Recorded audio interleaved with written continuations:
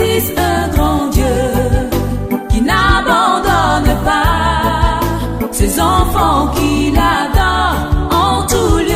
C'est pourquoi Jésus, ton peuple, tu vois, t'implore de tous les quatre vents. Éternel, réponds-nous. Dis-le-nous que tu te souviendras de nous. Dis-le-nous que tu te souviendras de nous. Dis-le-nous que tu te souviendras de nous. Dis-le-nous du nord, du sud, de l'est et de l'ouest. Bonjour. Moi, c'est Dieu Esprit Saint. Dieu créateur du ciel et de la terre, Père de Jésus-Christ, époux de la Vierge Marie. Alors, l'actualité ces derniers jours focalise plus l'attention du public béninois sur Banama. Pour certains, c'est Parfaite de Banama, pour d'autres, c'est Dieu Esprit Saint. Dites-nous, vous venez de le dire, qui êtes-vous réellement et pourquoi vous? Je viens de vous le dire. Je ne m'appelle pas Parfaite, ni Dame Parfaite, comme le disent les païens. Je m'appelle Dieu, je suis Dieu, Esprit Saint, créateur du ciel et de la terre. Et Dieu, ce n'est pas un surnom, c'est ce que je suis. Donc, ceux qui vont à Banama m'appellent Dabo. Je vous dis que je suis leur grand-père, le Père de Jésus-Christ. Donc, c'est ceux qui ne comprennent pas la mission de Banama qui m'appellent Parfaite. Alors, dites-nous, vous êtes Dieu Esprit Saint, comment avez-vous reçu ce don d'être Dieu Esprit Saint? Être Dieu, ce n'est pas un don. On est Dieu, c'est tout. Ce n'est pas un don qu'on reçoit. Je ne suis pas un mystique. Je ne suis pas un envoyé de Dieu. Je n'ai pas dit que je suis un prophète. Je n'ai pas dit que je suis, je ne sais pas, un voyant ou bien, je ne sais pas trop. Ce n'est pas un don qu'on reçoit. Être Dieu qui donne le don, c'est celui qui donne tout don qui est devant vous. Donc, je n'ai pas de don à recevoir. Alors, la mission de Banama se résume à quoi? La mission de Banama, c'est bien cette question-là que vous venez de poser. Banama, c'est tout d'abord l'amour, l'humilité et la miséricorde. Et la mission de Banama, c'est un combat en fait. C'est un combat. La mission de Banama constitue à détruire les forces de mal, la sorcellerie surtout, tout ce qui est diabolique, à assainir l'Église catholique que Jésus-Christ a fondée lui-même, à réorganiser les choses. Et quand je parle d'assainissement, c'est pour dire que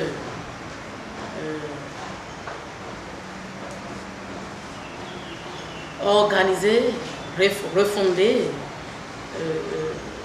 de manière à ce que les politiciens partent, disparaissent. Quand je parle de politiciens, c'est les corrompus de l'Église catholique, sans nommer. Que ces dirigeants corrompus n'aient plus de place s'ils ne veulent pas adorer le Christ, qui s'en aille. Donc, c'est pour ça que je parle d'assainissement. Donc, c'est la refondation de l'Église catholique en fait. La refondation et tout faire pour ramener la paix dans le monde. Pour que tous les hommes puissent adorer un seul Dieu.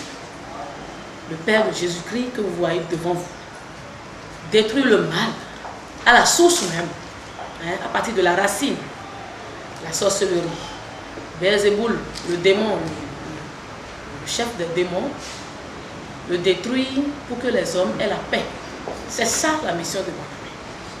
Donc, c'est en résumé ce que c'est. Alors, dites-nous, quelle est l'appellation réelle de votre église? D'aucuns estiment que c'est l'église de Banama, d'autres parlent d'église catholique privée, d'autres encore de l'église de Jésus-Christ. Il n'y a pas d'église privée et il n'y a pas d'église de Banama ou bien... Tout ce que les gens racontent, c'est parce qu'ils ne comprennent rien de Banama. Banama, c'est l'église catholique de Jésus-Christ qui a toujours existé depuis 2000 ans. Depuis la venue de Jésus sur la terre. L'église que Jésus a remis, Jésus a confiée à Pierre. C'est cette même église qui est en train d'être refondée parce qu'à l'heure où nous parlons, elle est pourrie. Donc, Banamé, ce n'est pas une église privée, ce n'est pas une secte, ce n'est pas une religion créée à part. Vous comprenez? Donc, ce n'est pas une organisation, ce n'est pas une association. C'est l'église catholique de Jésus-Christ qui a toujours existé. C'est le Dieu de cette église-là qui est venu maintenant réorganiser les choses et arrêter avec la pagaille des Romains. Donc, c'est ça, Banamé. C'est l'église catholique de Jésus-Christ qui l'a confié à Pierre. Et que ceux qui ont suivi Pierre n'ont pas su gérer. Dieu lui-même est venu prendre les choses en main. C'est ça, Banamé. D'accord. Alors, depuis quelque temps dans l'opinion publique, il est distillé que Banamé orchestre des actes de violence. Qu'en est-il exactement? Banamé orchestre des actes de violence. Vous voyez, le monde n'acceptera jamais de vivre dans la vérité. Mais la vérité lui sera imposée. Le monde ne veut pas de la lumière. Mais c'est-à-dire, quel que soit ce qui se passe, la lumière va toujours triompher. Banamé orchestre de la violence. Il y a beaucoup de choses qui se disent autour de Banamé. Il y a tellement de ragots, tellement de campagnes de dénigrement qu'on ne peut pas tout dire. Banamé fait de la violence. Qui est-ce qui peut prouver que Banamé fait de la violence? Qui est venu se plaindre? Au contraire, c'est Banamé qui subit toutes sortes de violences, des agressions, de l'humiliation, de partout, de la part des politiciens, du clergé, des vaudounos et des autres confessions religieuses. Mais Banamé ne s'est jamais plaint à qui que ce soit. Demandez au gouvernement si Banamé ne s'est jamais plaint à eux. Banamé ne s'est jamais plaint nulle part. Et pourquoi on se plaint de Banamé? Malgré tout ce qu'eux nous font subir, nous ne se plaignons pas. Mais eux, ils sont en train de se plaindre tout le temps. Banamé n'a fait de violence sur personne. Vous les hommes, vous n'aimez pas la vérité. Quand on dit que vos comportements sont mauvais, vous trouvez qu'on est violent. Et c'est l'enfant qui ne veut pas changer, qui trouve que son père le gronde tout le temps. Vous voyez, acceptez les reproches, acceptez les conseils venant de Dieu. C'est Dieu seul qui peut éduquer ses enfants. Dieu est Dieu seul. Si vous supposez que dire que le monde est pourri, la sorcellerie est en train de miner la société, détruire tout, si vous supposez que c'est de la violence et que c'est de l'agression, c'est votre problème. C'est votre problème. Mais Dieu ne peut pas se taire et laisser ses enfants se faire détruire comme ça, par le diable sans réagir. Banamé ne fait de violence sur personne. Depuis que Banamé a commencé, qui a agressé qui? Banamé n'a jamais agressé quelqu'un. Banamé n'est pas allé gifler quelqu'un chez lui. Banamé n'est pas allé tabasser, aller saccager des lieux privés. Banamé n'a rien fait de tel. Et pourquoi on dit que Banamé fait de la violence? C'est curieux. Curieux, vous le dites si bien.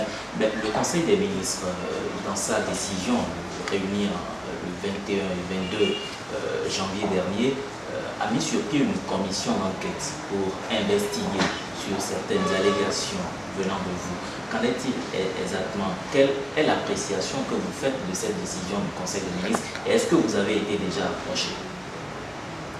Le Conseil des ministres, oui, on est au courant.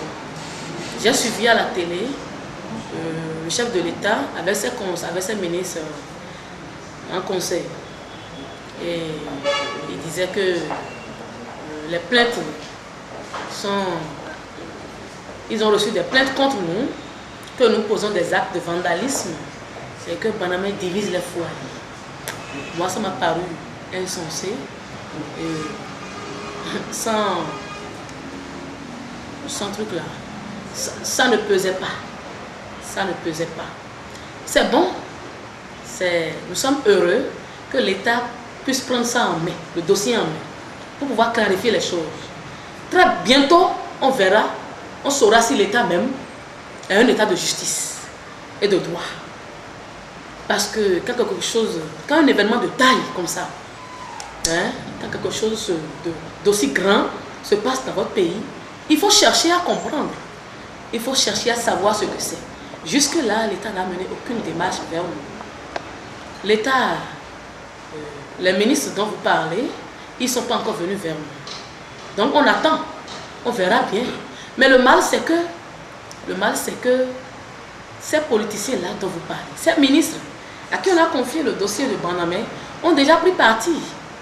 Avant même qu'on leur confie l'enquête, hein, ce matin même, Nouati allait dire, le préfet du Zou, il allait dire à la radio, hein, les Vaudounos marchaient contre nous, et c'est lui qui va féliciter les Vaudounos pour leur dire que c'est bon, qu'il les encourage, que vraiment il les félicite, que s'ils quittent là, d'aller marcher aussi sur Banamé, et que d'aller dire à Parfait que Parfait ne sait pas de quoi il est capable. Et que demain, 10 ministres viendront à Bomé rencontrer les Vaudounos, rencontrer le clergé romain et aller à Banamé aussi rencontrer les gens de Banamé. Et qu'ils verront ce qui va suivre. Et qui va montrer à Parfait de quoi il est capable. Donc, il les a trahis. Le complot qu'ils ont fait ensemble, il allait vite dévoiler ça à la radio. Et à partir de ces propos-là, on peut déjà conclure ce qu'ils sont en train de mijoter. Hein? Ça veut dire que c'est Nouati qui donne de l'ordre au gouvernement. C'est lui qui est à la base de tout. C'est lui qui commandite tout. C'est lui qui soulève la population, les Vaudounos, contre Banamé. Et moi, je trouve, c'est un plaisir pour moi.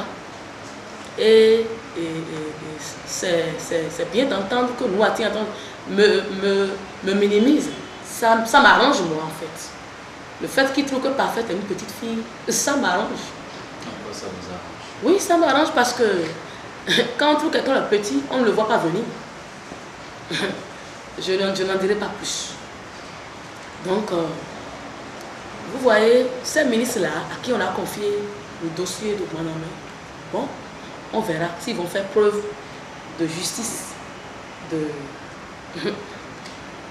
s'ils sont vraiment dans le droit chemin. On verra bientôt si l'État soutient les Vaudous ou bien Dieu. C'est Dieu seul qui fait la paix. Ils ne nous ont pas encore approchés.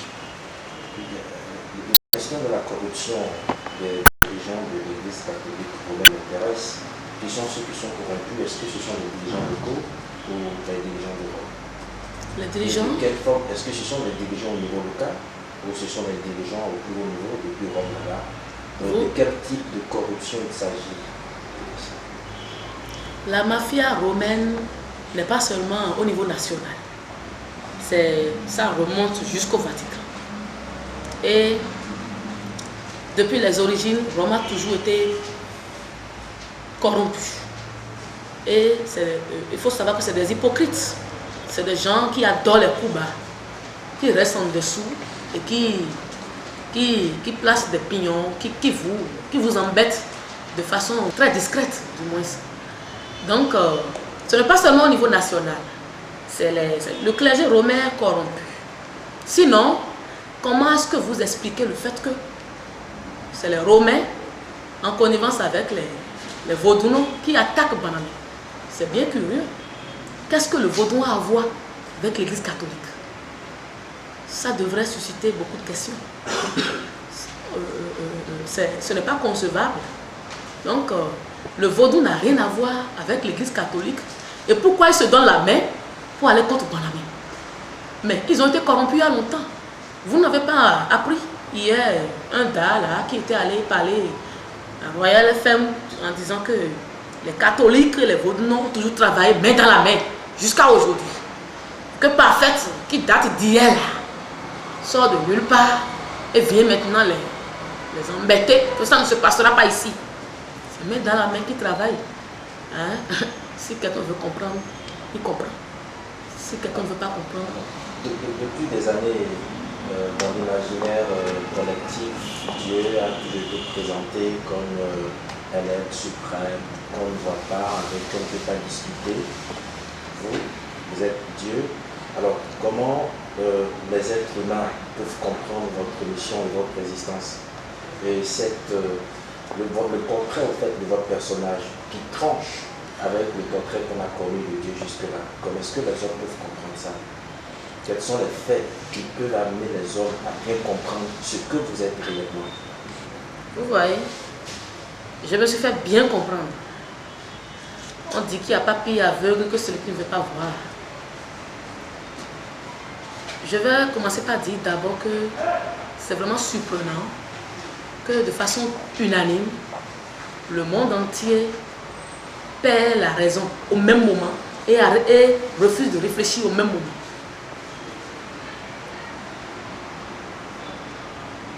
Avec un peu de bon sens, quand on voit Panamé, on sait que c'est Dieu. Bon, il y a des évidences. Vous dites que Dieu, on ne peut pas le voir. On ne peut pas parler avec lui. On ne peut pas discuter, on ne peut pas toucher Dieu. Mais, il faut savoir une chose dans le même temps. Dieu, pour communiquer avec ses enfants, il ne prendra jamais la condition d'un animal, ni la forme d'un arbre, pour venir rester parmi ses enfants. Mon fils Jésus-Christ était venu en condition humaine. Il n'était pas un vent. Il ne parlait pas à travers le vent. Il était un être humain. Quand on parle de Jésus-Christ, on dit vrai Dieu, vrai homme. Et vous, les hommes de ce temps, vous devez savoir une chose. La foi, ce n'est pas ce qui se conçoit. La foi, c'est ce qui ne se conçoit pas. C'est ce que l'homme ne peut pas imaginer, l'homme ne peut pas expliquer. C'est ça qui est la foi. Le jour où tu comprendras ce en quoi tu crois, ce n'est plus ça. C'est ça la foi. Dieu, c'est le mystère qu'on ne peut jamais percer. Le mystère qu'on ne peut jamais comprendre. Mais quand vous dites que, comment est-ce que les hommes peuvent comprendre que je suis Dieu? Je suis venu sur la terre, j'ai pris chair. Ce n'est pas parce que ma condition humaine, ce n'est pas parce que je suis dans la chair d'une femme que je ne suis pas ce que je suis. Dieu, Abba, quelle que soit sa condition, il est ce qu'il est. Et depuis que je suis dans la chair, j'ai dit que je suis Dieu. Et je le répète, je n'ai pas dit que je suis un prophète. Je n'ai pas dit que je suis un envoyé de Dieu. J'ai dit que je suis Dieu le Père, créateur du ciel et de la terre. Et c'est ce que je suis, que je dis. Et depuis que je le dis, rien ne m'est arrivé. Rien ne m'est arrivé dans ce abomé-là, sur la terre de Wekbaja, qui peut se lever et dire qu'il est Dieu et combattre les forces du mal, sans que rien ne lui arrive. Sur la terre d'Agoni, mais tu seras puni. Le lendemain même de tes déclarations. Donc, que personne ne trompe personne. Vous voyez, quand la personne dit qu'il est Dieu, il faut voir l'acte que la personne est en train de poser. Mais, quelle petite fille de 22 ans peut se lever et dire qu'il est Dieu, ou bien qu'elle est Dieu, et se retourner contre toutes les forces du mal à travers le monde entier? Mais un être humain n'a pas ce culot-là. Un être humain ne peut pas faire ça. Et depuis que Bonami a commencé, mais voyez vous-même tout ce que je dis, tout ce que je fais. Mais les actes sont là. Et si vous ne croyez même pas en moi, croyez au moins en tout ce que je fais. Justement, par rapport à tout ce que vous faites, vous n'en avez aucune idée, c'est ça? On a eu écho de beaucoup de miracles. Il n'y a pas que des campagnes de dénigrement pour Panamé, il y a quand même aussi des éloges, beaucoup de miracles. Nous avons appris. Maintenant, ces miracles, il y en a qui pensent que ce n'est pas toujours avec des forces propres que vous partisez. Vous savez, je vous coupe.